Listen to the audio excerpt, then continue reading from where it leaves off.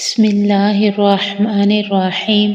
السلام علیکم ورحمۃ اللہ وبرکاتہ۔ حضرت ابو ہریرہ رضی اللہ تعالیٰ عنہ نے بیان کیا کہ نبی کریم صلی اللہ علیہ وسلم نے فرمایا، اللہ تعالیٰ فرماتا ہے کہ میں اپنے بندے کے گمان کے ساتھ ہوں، اور جب وہ مجھے اپنے دل میں یاد کرتا ہے تو میں بھی اسے اپنے دل میں یاد کرتا ہوں، اور جب وہ مجھے مجلس میں یاد کرتا ہے تو میں اس سے بہتر فرشتوں کی مجلس میں اسے یاد کرتا ہوں، اور اگر وہ مجھ سے ایک بلشت قریب آتا ہے تو میں اس سے ایک ہاتھ قریب ہو جاتا ہوں،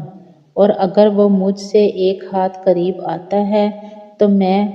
اس سے 2 ہاتھ قریب ہو جاتا ہوں، اور اگر وہ میری طرف چل کر آتا ہے تو میں اس کے پاس دوڑ کر آ جاتا ہوں۔ عبدالعزیز بن صہیب رحمۃ اللہ علیہ کہتے ہیں کہ قتادہ نے انس رضی اللہ تعالیٰ عنہ سے پوچھا،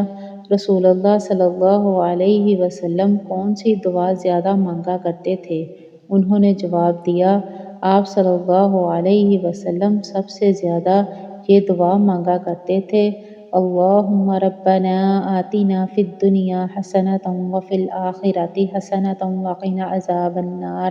اے ہمارے رب، ہمیں دنیا اور آخرت دونوں میں بھلائی عطا کر اور جہنم کے عذاب سے بچا لے۔